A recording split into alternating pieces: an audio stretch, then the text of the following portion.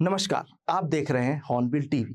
हमारे छत्तीसगढ़ बुलेटिन में मैं उत्पल आपका स्वागत करता हूं। छत्तीसगढ़ के उप मुख्यमंत्री अरुण साव ने कांग्रेस पर तीखा हमला बोलते हुए कहा कि कांग्रेस कभी नारी शक्ति को सशक्त बनाना नहीं चाहती, इसलिए वह मोदी सरकार की योजनाओं का विरोध करती है।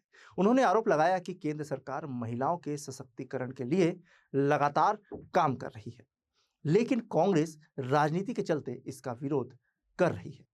साथ ही उन्होंने यह भी कहा कि कांग्रेस आंतरिक कलह से जूझ रही है और आपसी लड़ाई के कारण खुद ही समाप्त होती जा रही है। हर एक मामले में कांग्रेस पार्टी का यही घिसा पिटा आरोप रहता है कि चुनाव को ध्यान में रखकर ये काम कर रहे हैं। देश के अंदर हमेशा कहीं ना कहीं चुनाव होते रहता है। दूसरी बात ये कहने के बजाय कि आपने 75 साल महिलाओं को उनके वाजिब अधिकार से वंचित रखा, आज नरेंद्र मोदी जी के नेतृत्व में उनका अधिकार मिलने जा रहा है, तो आप इधर उधर की बात कर रहे हैं। कांग्रेस कभी नहीं चाहती है कि माताएं और बहनें सशक्त हों। वो तो एक परिवार को सशक्त बनाने की नीति पर चलते हैं। देश की जनता सशक्त हो, देश की माताएं बहनें सशक्त हो, आत्मनिर्भर हो, ये कांग्रेस कभी चाहती नहीं है और इसलिए उनके मन का दर्द बार बार आता है और वही घिसा पीटा आरोप लगाते हैं कि चुनाव को देखकर कर रहे हैं। देश में चुनाव होते रहता है। आप तो बोलो कि आप इसका स्वागत करते हैं और आपको जनता को जवाब देना पड़ेगा कि आपने इतने साल तक क्यों नहीं किया, ये क्यों इतने साल वंचित रखा माता और बहनों को, देश की आधी आबादी को उनके वाजिब अधिकार से वंचित रखा। ये तो जनता के बीच इनको जवाब देना पड़ेगा। कांग्रेस खेल रही है।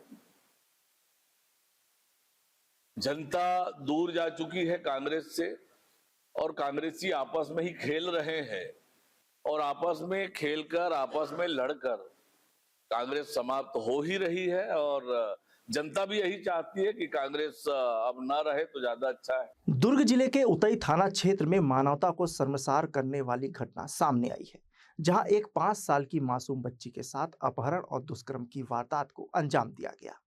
इस जघन्य अपराध के विरोध में कांग्रेस के ग्रामीण जिलाध्यक्ष राकेश ठाकुर के नेतृत्व में सैकड़ों कार्यकर्ताओं ने उतई थाने पहुंचे।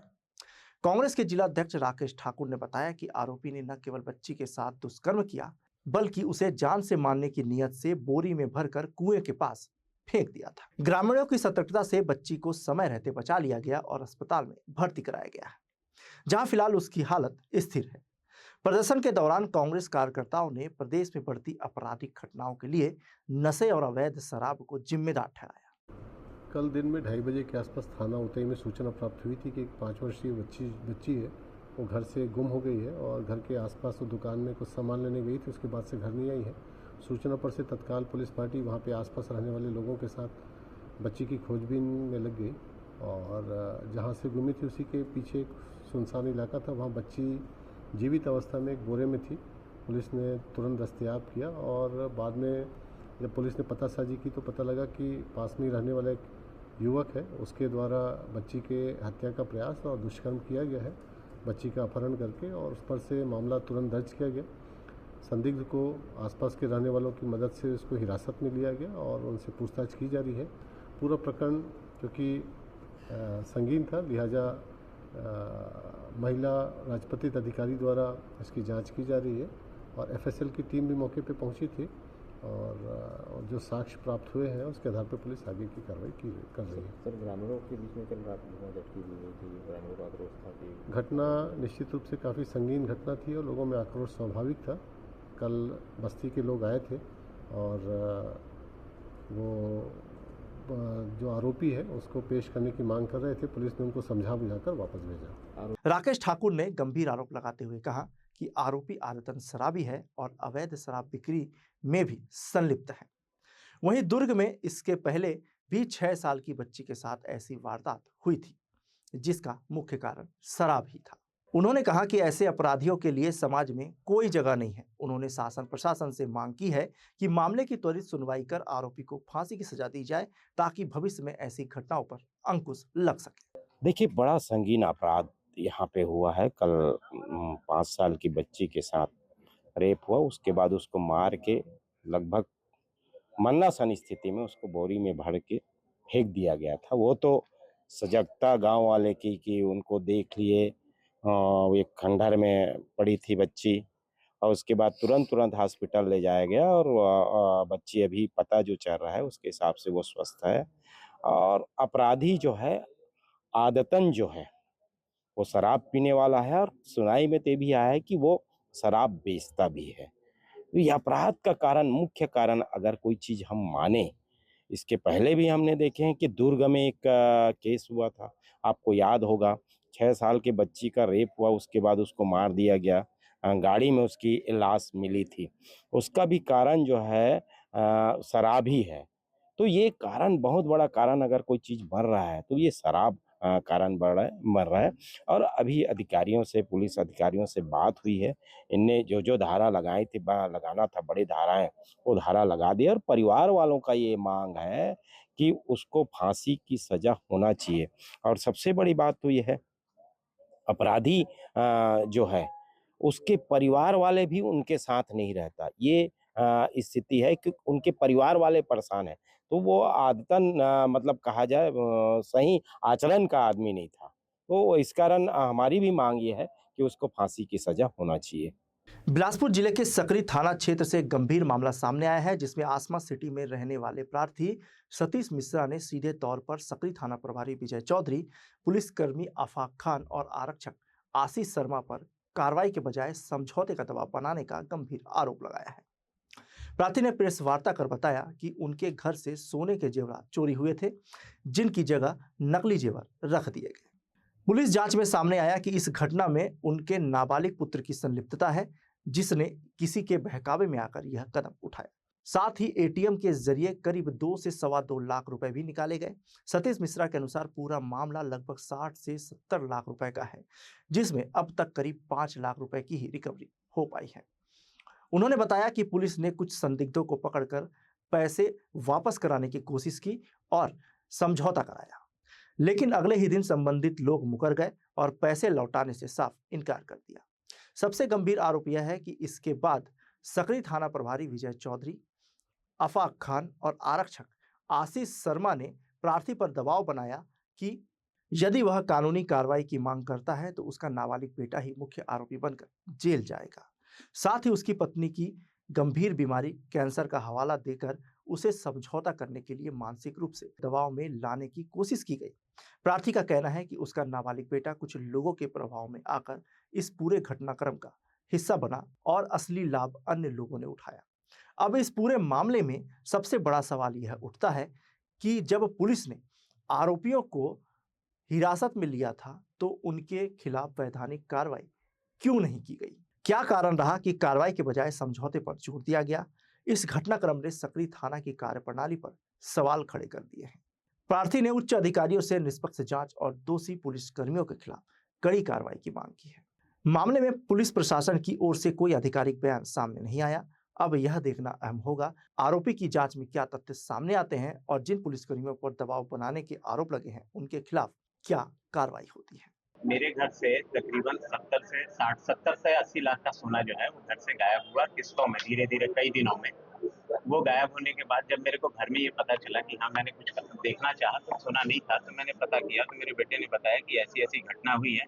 जिसकी शिकायत मैंने सकरी थाने में फिर की, तो सकरी थाने वालों ने इन्वेस्टिगेट किया।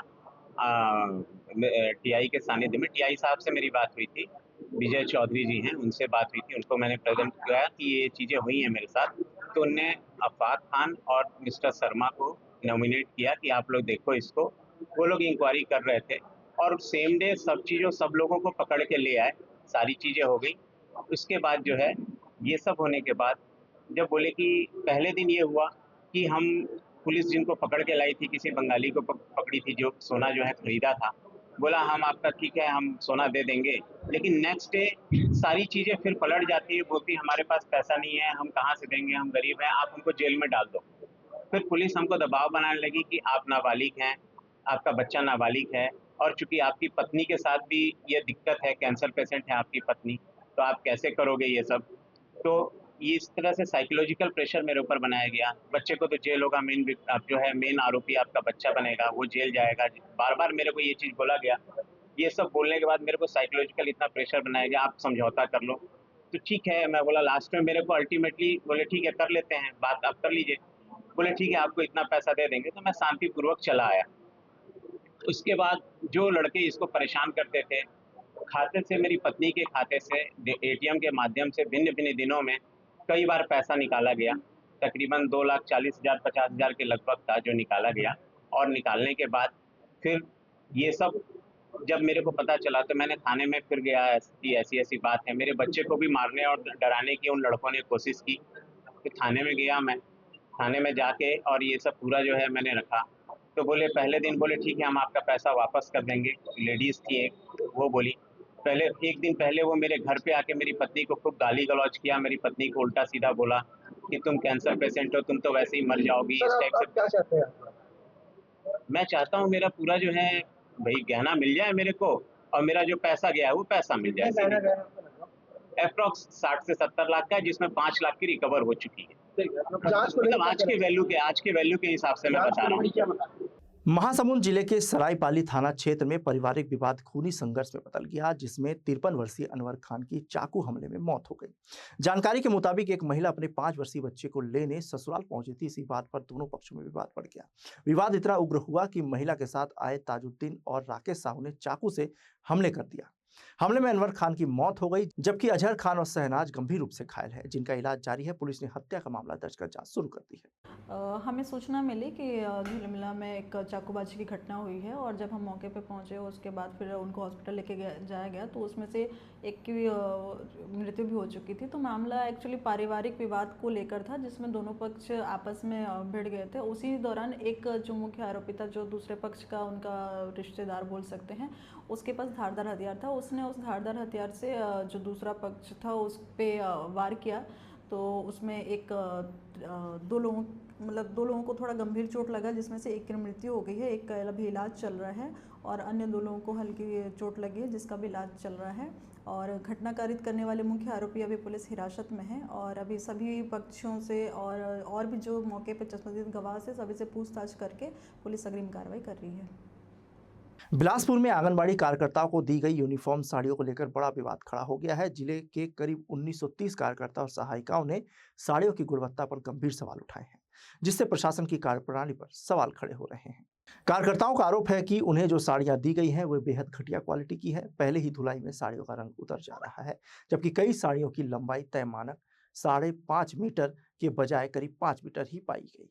इतना ही नहीं, कपड़ा इतना पतला और पारदर्शी है कि उसे पहनना तक मुश्किल हो रहा है। हालात यह है कि कई आंगनबाड़ी कार्यकर्ता नई साड़ी पहनने के बजाय पुरानी यूनिफॉर्म या बिना यूनिफॉर्म के ही ड्यूटी करने को मजबूर है।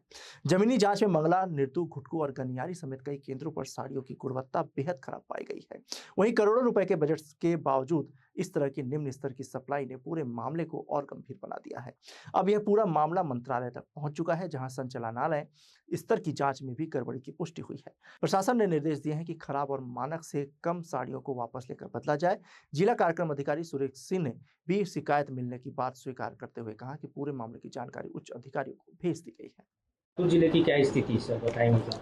अब बिलासपुर जिले की क्या बोलते हैं, बेसिकली जो है साड़ी जो है सेंट्रलाइज परचेज हुई है, जिले में अलग से परचेज नहीं हुई है। जो सप्लाई हुई है उसके संबंध में शिकायतें जो आई हुई थी वो स्टेट लेवल पे भेजा हुआ है, और स्टेट लेवल से अभी परसों एक वो आया हुआ है कि जहाँ जहाँ पे जो प्रॉब्लम्स आई हुई हैं जिस स्तर पे, उसको एक एक को आइडेंटिफाई करके स्टेट लेवल पे इंटीमेट करना है, फिर वहाँ से शायद चेंज करने या उसमें सुधार करने के। कितनी शिकायतें आई हैं अभी तक आपको? शिकायतें तो देखिए, एक है वो भी यूनियन क्या बोलते हैं आंगनवाड़ी कार्यकर्ता सहायिका यूनियन की तरफ से प्राप्त हुआ था, वो भेजा हुआ है स्टेट पे। स्टेट से अभी क्या बोलते हैं एक एक केंद्र में एक एक जो कार्यकर्ता सहायिका को जो साड़ियाँ मिली हुई हैं उनसे कि किसकी ठीक है, किसकी गड़बड़ है, किस किस स्तर पे गड़बड़ है, उसका इंफॉर्मेशन कलेक्ट करके स्टेट पे भेजना है। तो वो अपन जानकारी क्या बोलते हैं कल से अपन ने वो है कलेक्ट करवाना स्टार्ट किया है, जैसी आएगी स्टेट पे इंटीमेट कर देंगे। यह मामला अब सिर्फ गुणवत्ता का नहीं बल्कि हजारों महिलाओं के सम्मान और गरिमा से जुड़ा बड़ा मुद्दा बन चुका है। अब देखना होगा कि दोषियों पर कब और कैसी कार्रवाई होती है। बिलासपुर से भारतेंदु कौशिक की रिपोर्ट। बिलासपुर के सिविल लाइन थाना क्षेत्र में पुलिस ने बड़ी कार्रवाई करते हुए होटल महावीर के एक कमरे में जुआ खेलते 8 आरोपियों को रंगे हाथ गिरफ्तार किया है। सूचना मिलने पर थाना सिविल लाइन और एसीसीयू की टीम ने संयुक्त रूप से छापा मारकर कमरा नंबर 215 से महेश सिंह, हीरालाल पाल, अक्की जायसवाल, छोटू सिंह, संदेश मसीह, अनिल कुमार वर्मा, आकाश भोई और विशाल छाबड़ा को पकड़ लिया। आरोपियों के कब्जे से 1,44,000 रुपए नकद बरामद किया गया। जांच में यह भी सामने आया कि जुआ खेलने के लिए कमरा किसी अन्य व्यक्ति के नाम से बुक किया गया था और होटल संचालक एसके सिन्हा को इसकी जानकारी थी। पुलिस ने उसे भी मामले में आरोपी बनाया है। सभी आरोपियों के खिलाफ छत्तीसगढ़ जुआ प्रतिषेध अधिनियम के तहत वैधानिक कार्रवाई की जा रही है। पुलिस को एक सूचना मिली कि महावीर होटल में कमरा नंबर 215 में कुछ व्यक्ति जुआ खेल रहे हैं, जिस पर एसीसीयू की टीम और सिविल लाइन थाने की टीम के द्वारा संयुक्त रेड की कार्रवाई की गई, जिस पर 8 जुआड़ी मौके पर जुआ खेलते पाए गए। उनके पास से करीब 1,44,000 रुपये नकदी रकम भी पुलिस ने जब्त किया। और इस मामले में पुलिस को जांच पर यह भी तथ्य आया कि होटल मालिक के द्वारा जानबूझकर लापरवाही बरती गई है और इसमें उनकी सहभागिता पाए जाने से उनको भी इसमें मामले में आरोपी बनाया गया है। पुलिस ने विधिवत इसमें कार्रवाई कर तथ्य से प्रतिबंधात्मक कार्रवाई भी की। रतनपुर में वन भूमि पर अतिक्रमण हटाने की कार्रवाई विवादों में घिर गई है। स्थानीय लोगों का आरोप है कि प्रशासन ने केवल एक व्यक्ति पर बुलडोजर चलाकर चुनिंदा कार्रवाई की, जबकि क्षेत्र में बड़े पैमाने पर प्लाटिंग और पक्के निर्माण अब भी जस की तस है। प्रभावित पक्ष ने कार्रवाई से पहले पैसे की मांग का भी गंभीर आरोप लगाया है। हालांकि इसकी आधिकारिक पुष्टि नहीं हुई है। 3 दिन की मोहलत के बाद की गई इस कार्रवाई को लेकर निष्पक्षता पर सवाल उठ रहे हैं। लोगों ने सभी अवैध कब्जों पर समान कार्रवाई और स्वतंत्र जांच की मांग की है। सरकारी जगह ओकर जितना है मंदिर है, अपन मंदिर के कब्जा कम रहा है, कम कब्जा रहा है। यहाँ से वहाँ तक तो पूरा नगर निगम वाले सब पूरा सरकारी जगह आवा थे। पूरा है पूरा नहीं टूट रहा है तो मत टूट कोई गरीब है अपन 2 रोटी खाए भर कुछ बनाई रहे बस से जगह नहीं है, पूरा टूटत है। तो वो गरीब आदमी हटाए चाहते और पैसा वाला है तो ये पूरा तेलना हटावे तो उसमें पैसा नहीं मांगा थे, कई घा मांगा थे। तो गरीब आदमी है पैसा देबो कि अपन रहे बर जगह झोपड़ी रहते खाए बर तो बनत नहीं थी इंसान वाला पैसा कहाँ दी तोरा थे पैसा नहीं देता पैसा चाहिए का तो कमीशन चाहिए और नोट भरी जेब में भरी तो अच्छा है, जेब में नहीं भरा तो गरीब आदमी हटाए कोशिश कर। सरकार का पैसा उल्टा हमरे पैसा खा खमी वाले पैसा दियो का पैसा दियो गरीब लोग उल्टा लूसा थे गरीब लोग हटाना चाहते पैसा वाला है तो मन के झोली भरत है, पहुँच वाला है तो मने झोली भरत है, पहुँच वाला है तो हटाए कोशिश करत है। आन गाँव का आदमी आया बसत है तो ओकर बड़े नहीं है। अब तोर गाँव घर के आदमी हटाए चाहत दुनिया का आदमी है कब्जा करत है आके पठान में दुनिया के तो पठान में लड़वा दुनिया का हंगामा पठान करत है। हाँ, अपन देश राज के आदमी लोग भगाना चाहते दूसर देश के आके भरत है तो कतेक जन आगे हुई का पूरा वही आधा आदमी ही पूरा भरा गए, आधा ज्यादा तो थाने में पूरा हंगामा करत है लड़वावा पुलिस वाला मन साथ दे वो देखिए जिनका घर टूटता है वो जबरदस्ती आरोप लगाते हैं। आज तक मेरे नाम में कोई भी शिकायत नहीं है। मैं इतना कार्रवाई किया हूँ, मेरी इतना कार्रवाई रतनपुर में पोस्टिंग के बाद कोई नहीं किया होगा। कभी भी निगम में जाके किसी से पूछ लीजिए, इतना कार्रवाई मेरे आने के बाद हुआ है। मेरे से पहले अगर उतना कार्रवाई हुआ होगा तो मैं मान जाऊंगा। इनका आरोप है कि और लोगों का नहीं तोड़ा जा रहा है, लेन देन करके हर चीज का अलग अलग प्रक्रिया है, अलग अलग प्रक्रिया। नोटिस क्यों दिया गया? हर किसी को शिकायत था तो व्यक्तिगत देखिए तो जिसका शिकायत हो तो उसी को नोटिस दिया गया। ऐसा नहीं है, ऐसा नहीं। शिकायतकर्ता कहाँ है? इन्हें नोटिस दिया गया, प्रकरण दर्ज किया गया और आज दिनांक को सेट को तोड़कर अतिक्रमण मुक्त किया गया है। समस्त कार्रवाई विधिवत और वन विकास निगम के डीएम श्री सत्यदेव शर्मा साहब के निर्देश पे और भी कब्जे हैं उसको नहीं तोड़ने का पक्षपातपूर्ण कार्रवाई का आरोप लगाया था। ऐसे भी मांग करने की आरोप नहीं, ये आरोप बिल्कुल गलत है। पैसे की किसी से कोई मांग नहीं की गई है। अतिक्रमण तोड़ना ये सब कार्रवाई विधिवत होता है। यहाँ और भी कब्जे दिख रहे हैं, ठीक है, सभी पर कार्रवाई होगी। कब होगी, कब तक? ठीक है, समय लगता है, करेंगे कार्रवाई। अच्छा, एक ही आदेश निकला था बता रहे हैं जी, और एक ही कार्रवाई जी। कारण क्या? जो सूचना प्राप्त हुई उस आधार पर अतिक्रमण की कार्रवाई। बिलासपुर में अरपा नदी और उसकी सहायक नदियों के संरक्षण के लिए एक बार फिर जन जागरण की बड़ी पहल शुरू हुई है। बिलासा कला मंच द्वारा आयोजित 2 दिवसीय अरपा बचाओ अभियान यात्रा आज सुबह शहर से रवाना हुई। जिसमें बड़ी संख्या में पर्यावरण प्रेमी और सामाजिक कार्यकर्ता शामिल हुए। यह यात्रा सुबह राघवेंद्र राव सभा भवन से शुरू हुई। यात्रा का उद्देश्य अरपा नदी के उद्गम स्थल अमरपुर पिंडरा से लेकर शिवनाथ नदी के संगम तक के क्षेत्रों में लोगों को जल संरक्षण और पर्यावरण के प्रति जागरूक करना है। बिलासा कला मंच पिछले 20 वर्षों से लगातार नदी और जल स्रोतों को बचाने के लिए अभियान चलाता आ रहा है। यात्रा के पहले दिन दल मंगला, घुटकू, भैंसाचार जलाशय और चापी जलाशय होते हुए अमरपुर पिंडरा पहुंचेगा, जहां यात्रा का पहला चरण पूरा होगा। वहीं दूसरे दिन 12 अप्रैल को यह यात्रा पिंडरा से खोडरी, खोंसरा, कुंचरा और बेलगहना होते हुए रतनपुर पहुंचेगी। यहाँ स्थानीय लोगों के साथ तालाबों और जल स्रोतों के संरक्षण को लेकर चर्चा और सफाई अभियान भी चलाया जाएगा। इसके बाद यात्रा सेंद्री और कोनी होते हुए शाम तक बिलासपुर लौटकर संपन्न होगी। इस दौरान लोगों को जल संरक्षण, नदियों की सफाई और पर्यावरण बचाने का संदेश दिया जा रहा है। बिलासा कला मंच द्वारा आज से 20 वर्ष पूर्व अरपा की दुर्दशा को देखते हुए यह निर्णय लिया कि उद्गम से संगम तक की एक जन जागरण यात्रा निकाली जाए। जनता के साथ साथ यहाँ के तमाम अधिकारी, राजनेताओं, पार्टी को अवगत कराते हुए उन्हें सूचित करें और उनको इस अभियान से जोड़े और उनको बताए कि अरपा अगर है तो हम सब हैं और अरपा नहीं है तो कुछ भी नहीं है। इस उद्देश्य को लेकर हम लोगों ने हर वर्ष इस गर्मी के माह में अरपा बचाओ अभियान यात्रा शुरू करते हैं। यह अभियान हमारा नदी के किनारे के जितने गांव हैं, कस्बे हैं, वहाँ हम गुजरते हैं। वहाँ के लोगों से हम उनकी जन समस्या को सुनते हैं, वहाँ की बातों को करते हैं और अपनी बातों को रखते हैं और उस निचोड़ को फिर हम जाके शासन को अवगत कराते हैं कि हाँ यह समस्या है। और जो समस्या हमें पूर्व से दिखाई दी कि अरपा नदी का जो उद्गम क्षेत्र है वो विलुप्त है। जितने भी सहायक 40 नदी नाले हैं, छोटे हैं, वो सब विलुप्त के कगार पर है, सब कब्जा हो चुके हैं या खत्म हो चुका है। और कहीं ना कहीं मुझे लगता है कि प्रशासन के साथ साथ जो सिंचाई विभाग है, इनका भी दोष है। सिंचाई विभाग इतना भारी भरकम सिंचाई विभाग बना हुआ है, लेकिन काम कहीं कुछ दिखाई नहीं पड़ रहा है इन 20 वर्षों में। थोड़ा बहुत शहर में अगर कंक्रीटकरण दिख रहा है, लेकिन वो कंक्रीटकरण भी मतलब की है। खुदाई इतना हो चुका है कि पठार नदी बन चुका है। नदी में शहर कितने गंदे नाली पानी डाला जा रहा है कि जलकुंभी वहाँ निकल आया। आप नदी में घुसो तो पूरे बदबू आ रहा है, शुद्ध पानी है ही नहीं। इतना ज्यादा शनिवार के दिन, रविवार के दिन यहाँ बाजार अब नदी किनारे आप भर रहे हैं, उसके पूरे प्लास्टिक, उसकी कचरा पूरा नदी में डाला जा रहा है। जहर जैसी स्थिति हो गई, एकदम काला हो गया है। और इस तरफ प्रशासन का बिल्कुल न तो नगर निगम का ध्यान है, जिला प्रशासन ध्यान है, ना तो सिंचाई विभाग का ध्यान है। और इन सब जागरण अभियान को हमने शुरू करने का उद्देश्य यही है कि नदी पुनर्जीवित हो और फिर से अरपा नदी में पानी आए, बस यही। छत्तीसगढ़ के बिलासपुर जिले के तखतपुर थाना क्षेत्र में टोनही प्रताड़ना का एक गंभीर मामला सामने आया है, जहां एक महिला को टोनही बताकर मानसिक और शारीरिक रूप से प्रताड़ित किया गया। पुलिस ने त्वरित कार्रवाई करते हुए मां बेटे को गिरफ्तार कर जेल भेज दिया है। मामला तखतपुर थाना क्षेत्र के ढनढन गांव का है। पीड़िता ने 5 अप्रैल को थाना पहुंचकर शिकायत दर्ज कराई थी कि पड़ोस में रहने वाले देवेंद्र बघेल गिर पड़े थे। आवाज सुनकर जब वह बाहर निकली तो आरोपी की मां सुमित्रा बाई बघेल ने उसे गालियां दी और मारपीट की। जांच के दौरान यह भी सामने आया कि दोनों आरोपी पीड़िता को टोनही बताकर लगातार मानसिक और शारीरिक रूप से प्रताड़ित कर रहे थे।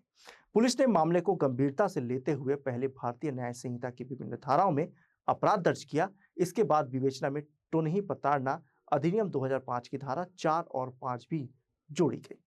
वरिष्ठ पुलिस अधीक्षक ने निर्देश पर तखतपुर पुलिस ने त्वरित कार्रवाई करते हुए आरोपी देवेंद्र बघेल और सुमित्रा बाई बघेल को गिरफ्तार कर न्यायिक रिमांड पर जेल भेज दिया है। तखतपुर थाना अंतर्गत ग्राम ढंढन में एक कदमबाई का जो बेटा है वो पामगढ़ गया हुआ था।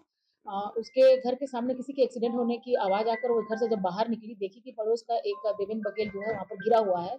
उसके पास जाने पर देवेंद्र बघेल के द्वारा और उसकी माँ के अमृताबाई के द्वारा कि तुम्हारे कारण ही मेरे साथ ऐसे घटना हुआ है, तुम जादू टोना किए गए हो करके उसके साथ मारपीट की गई थी की सूचना पर तखतपुर थाना में अपराध पंजीबद्ध किया गया था, जिसमें विवेचना पर से यह पाया गया कि पूर्व में भी इनके द्वारा प्रार्थिया को टोनी कहकर प्रताड़ित किया गया है, जिसमें अपराध में टोनी प्रताड़ना अधिनियम के तहत धारा जोड़कर उनको रिमांड में लिया गया है।